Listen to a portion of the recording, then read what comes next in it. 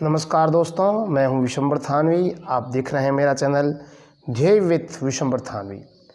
दोस्तों, इससे पहले वीडियो में हमने अध्ययन किया था प्रेमचंद जी का परिचय, कक्षा नवम, पुस्तक क्षितिज, अध्याय दो बैलों की कथा। इस संदर्भ में शुरुआत में हमने प्रेमचंद जी का परिचय पढ़ा। आज हम उनकी कथा, उनकी ही कहानी दो बैलों की कथा के बारे में अध्ययन करेंगे। चूँकि ये कथा, ये कहानी भारतीय स्वतंत्रता के समय की है। उस समय भारतीय नागरिकों को, भारत में रहने वाले तमाम व्यक्तियों को प्रेमचंद जी इस कथा के माध्यम से स्वतंत्रता में क्या स्थिति होती है और संगठित रह करके किस प्रकार से अंग्रेज़ों का सामना किया जा सकता है, इस बात को इंगित करते हुए ये कथा लिखी गई है प्रेमचंद जी के द्वारा। तो देखते हैं हम और अध्ययन करते हैं दो बैलों की कथा।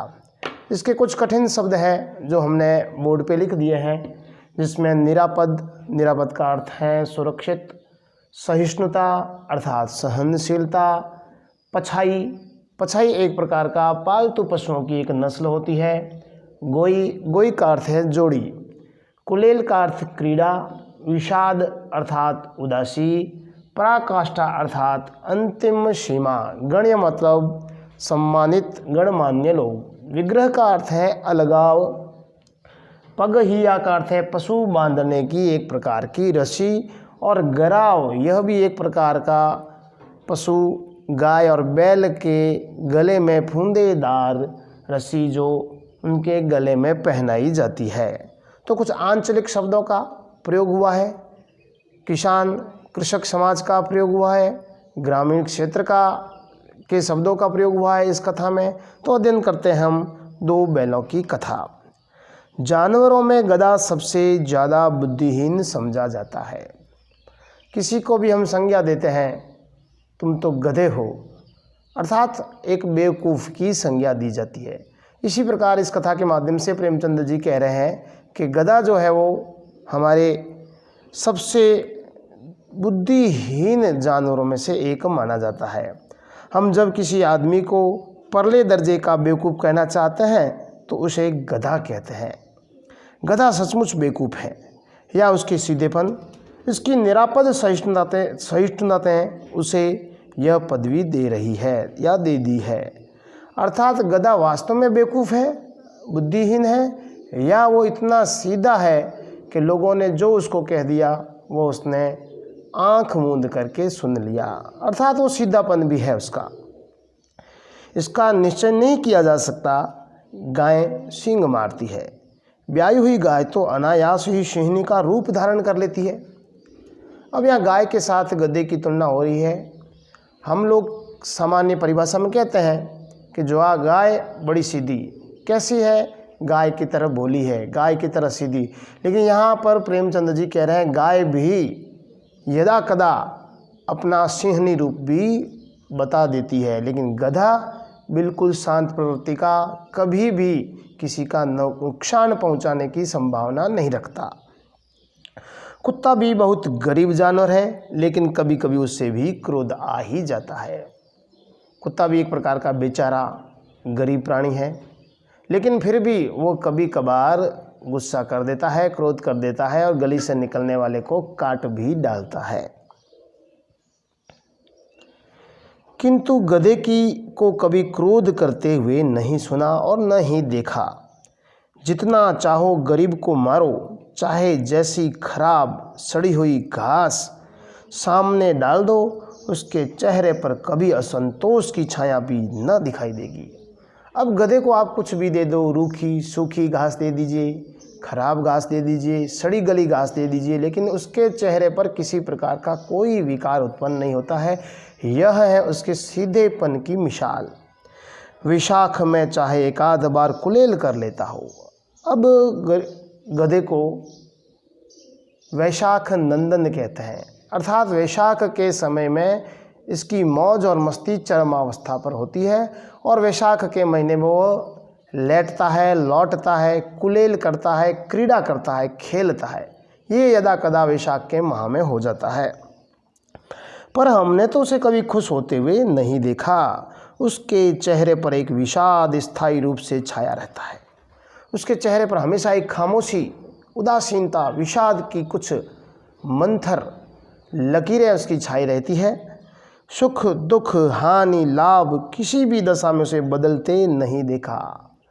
जैसी परिस्थिति हो, लाभ हो, हानि हो, सुख हो, दुख हो, उस परिस्थितियों में भी वह परिवर्तित नहीं होता। वही उसका चेहरा, निष्कपट चेहरा सदैव एक सार रहता है। ऋषियों मुनियों के जितने गुण हैं वे सभी उसमें पराकाष्ठा को पहुंच गए हैं। जो हमारे मनीषी लोग हुए हैं, ऋषि मुनि हुए हैं, उन ऋषि मुनियों में जो गुण विद्यमान थे वो सर्वस्व गुणों की जो पराकाष्ठा है, अंतिम अवस्था है, वो गधे में परिलक्षित होती है। यह कह रहे हैं प्रेमचंद जी। पर आदमी उसे बेवकूफ़ कहता है। अब भले ही उसकी तुलना ऋषियों से हो, भले ही वो क्रोध नहीं करता हो, आनंद के क्षण कम हो, उसके चेहरे पर विषाद रहता हो, फिर भी उसे आदमी बेवकूफ़ ही कहता है। सद्गुणों का इतना अनादर कहीं नहीं देखा। जितने सद्गुण गधे में है उसका सम्मान होना चाहिए, अपेक्षा उसका निरादर होता है, ऐसा कहीं नहीं देखा गया। कदाचित सीधापन संसार के लिए उपयुक्त नहीं है। देखिए ना, भारतवासियों की अफ्रीका में क्या दुर्दशा हो रही है। यह कथा जो है, कहानी है, भारत के स्वतंत्रता के समय की है। भारत में जब स्वतंत्र नहीं थे हम लोग, और कुछ लोग अफ्रीका में जाते थे, और अफ्रीका में भी उस समय बड़ी विकट स्थिति हुआ करती थी। अश्वेत और श्वेत दोनों के मध्य द्वंद्व चलता था। परिणाम स्वरूप अश्वेत लोगों के साथ अच्छा व्यवहार नहीं होता था, और यहाँ तक कि उनको दुत्कारा जाता था। एक बार की घटना भी है, हम लोगों ने सुनी है। हमारे महात्मा गांधी जी जब अफ्रीका पहुँचते हैं, ट्रेन का टिकट लेते हैं। ट्रेन का टिकट प्रथम श्रेणी का है। टिकट लेकर के, पैसे दे करके वह उस ट्रेन में, रेल में यात्रा कर रहे होते हैं, लेकिन कुछ श्वेत लोगों द्वारा, गोरे लोगों द्वारा उन्हें धक्का दे करके बाहर निकाल दिया जाता है, और कहा जाता है यह स्थान अश्वेतों के लिए नहीं है, यह स्थान गोरों के लिए सुरक्षित है। तो इस प्रकार की स्थिति हुआ करती थी अफ्रीका के अंदर। क्यों अमेरिका में उन्हें घुसने नहीं दिया जाता था? और वही स्थिति अमेरिका में भी थी। बेचारे शराब नहीं पीते। अब जैसे ही बात करें हम भारतवासियों की, उनके गुणों की बात करें उस समय के वर्तमान के भी, शराब नहीं पीते, मदिरा पान यदा कदा कभी कभार ही करते हैं, और 80% लोग तो मदिरा पान करते भी नहीं हैं। 4 पैसे कुछ समय के लिए बचा कर रखते हैं। विदेशियों की जो फिलोसफी है, ईट ड्रिंक एंड मैरी, खाओ पियो ऐश करो, लेकिन भारतीय लोगों की जो संस्कृति है, उस संस्कृति में हम देखते हैं जो क्राइसिस का समय है, बुरा समय है, उसके लिए पैसा बचा करके रखते हैं, बचत की भावना रखती है। परिणाम स्वरूप हमारी आर्थिक स्थिति, आर्थिक दृष्टि से हम हमेशा मजबूत रहे हैं। भले ही विश्व आर्थिक क्राइसिस हो, इकोनॉमिक क्राइसिस हो, लेकिन भारत हमेशा उससे उभर करके आगे निकला है। ये हमारी हमेशा से ही परंपरा रही है, और हम सदैव बचत को महत्वपूर्ण बात मानते हैं। जी तोड़कर काम करते हैं, कर्मशील प्राणी हैं हम, काम करते हैं, और कभी भी आलस्य नहीं करते। किसी से लड़ाई झगड़ा से तो हम कोसों दूर रहते हैं। 4 बातें सुनकर गम खा जाते हैं। कोई हमें कह देता है तो हम बड़े ही सहिष्णु हैं, किसी भी बात को सहन कर लेते हैं, फिर भी बदनाम है। उस समय की बात कहा जाता है वे जीवन के आदर्श को नीचा करते हैं। अगर वे भी ईंट का जवाब पत्थर से देना सीख जाए तो शायद सभ्य कहलाने लगते हैं। हालांकि कहीं कहीं पर सीधापन भी नुकसानदायक होता है। भगवान राम का हमने प्रसंग देखा है, जब समुद्र से रास्ता मांगते हैं, लेकिन समुद्र 3 दिन तक उन्हें किसी प्रकार का कोई रास्ता नहीं देता, न ही किसी प्रकार का कोई संकेत करता है। विनय न मान जल दिजड़, गए 3 दिन बीत, बोले राम शकोप तब, भय बिन होय न प्रीत। जब गुस्सा करके, क्रोध करके भगवान राम तुणीर से तीर निकालते हैं तो त्राहिमाम त्राहिमाम करता हुआ समुद्र बाहर निकलता है, उन्हें रास्ता देने का, मार्ग देने का बात कहता है और मार्ग भी देता है। अर्थात सीधापन भी प्रत्येक मनुष्य के लिए अच्छा नहीं है, लेकिन टेढ़ापन भी होना आवश्यक है। जापान की मिसाल सामने है। एक ही विजय ने उन्हें संसार की सभ्य जातियों में घने बना दिया। एक विजय की थी उन्होंने, और उनका स्वदेश प्रेम आज भी विश्व प्रसिद्ध है, उनसे सीख लेनी चाहिए। लेकिन गद्दे का एक छोटा भाई और भी है, उससे कम ही गधा है, और वह है बैल। अब बैल के साथ उसकी तुलना हो रही है। गधे का छोटा भाई बैल भी है, लेकिन उसमें थोड़ी कमी है। जिस अर्थ में हम गधे का प्रयोग करते हैं, कुछ उसी से मिलते जुलते अर्थों में बछिया के ताऊ का भी प्रयोग करते हैं।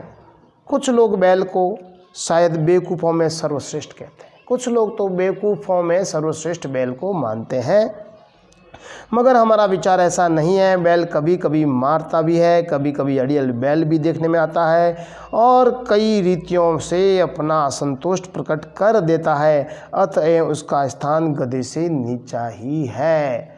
अड़ियल भी बन जाता है, गुस्सा भी कर देता है। तो इन कुछ अवगुणों के कारण हमेशा गधा ही नीचे रहेगा, उससे ऊपर बैल माना जाता है। झूरी काछी के दोनों बैलों के नाम थे हीरा और मोती। झूरी और काछी इन लोगों के, इनके जो 2 बैल थे, उन बैलों का नाम था हीरा और मोती। ये अंडरलाइन कर लीजिए आप, इसके नीचे लाइन खींच लीजिए। दोनों पछाई जाति के थे, देखने में सुंदर। पछाई का अर्थ होता है एक पालतू नस्ल होती है, पालतू प्रजाति होती है। हर क्षेत्र में अलग अलग गायों की नस्लें होती है। अब गाय, सांड, बैल एक ही प्रजाति के, एक ही नस्ल के हैं। राजस्थान में भी विभिन्न प्रकार की नस्लें पाई जाती है। हरियाणवी है, मारवाड़ी है, राठी है, थारपारकर है, कांकरेची है, सांचोरी है। ये अलग अलग प्रकार की जो नस्लें हैं वो पालतू नस्लें कहलाती है, और पछाई का अर्थ है पालतू नस्ल।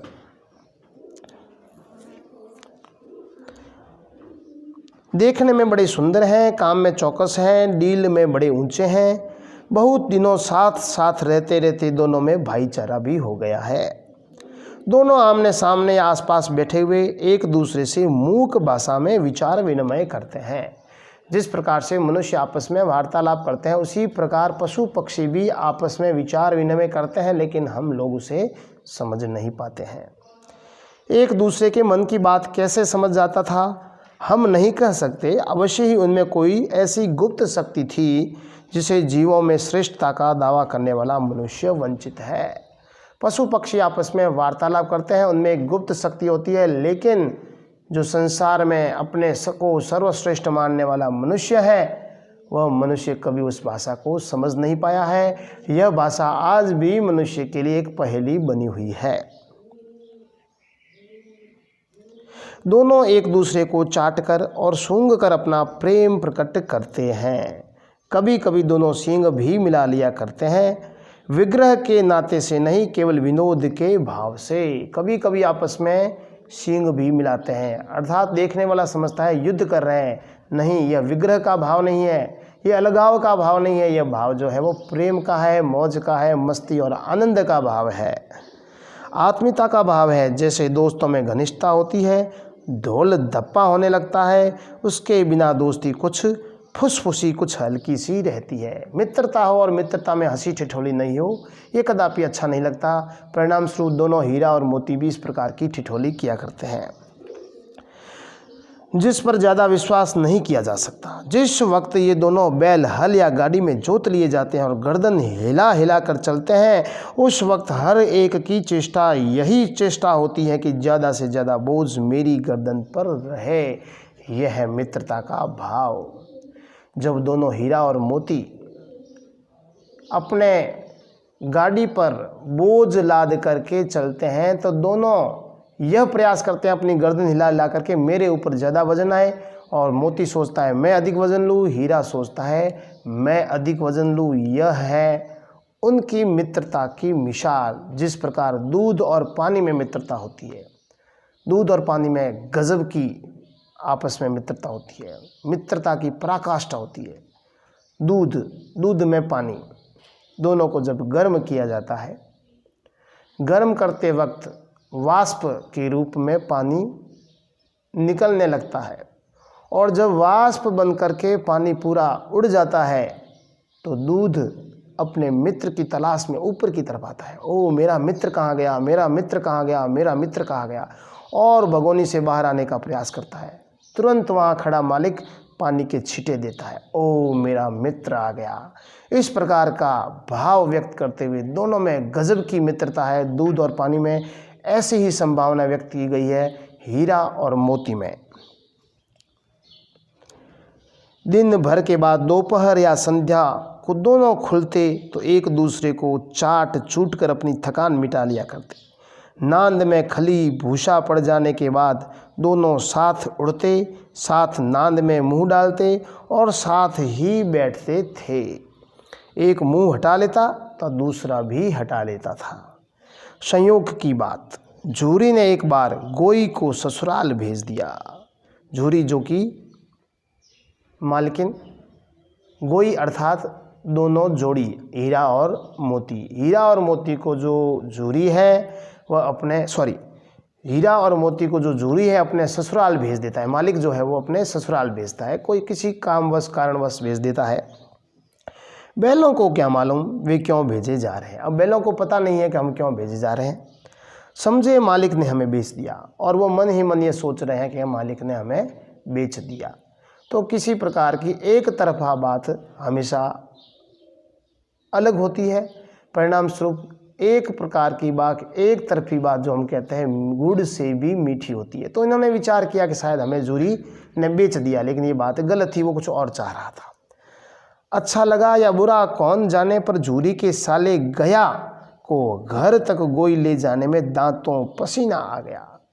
अब झूरी का जो साला था वो अपने घर ले जा रहा था इन दोनों गोई को, हीरा और मोती को, लेकिन रास्ते में उनको बड़ा पसीना आ गया। हीरा और मोती अड़ जाते, कभी रुक जाते, कभी भाग जाते, कभी दौड़ जाते, और इस प्रकार से उसको दोनों को बांध करके अपने घर ले जाने में बड़ी परेशानी हुई।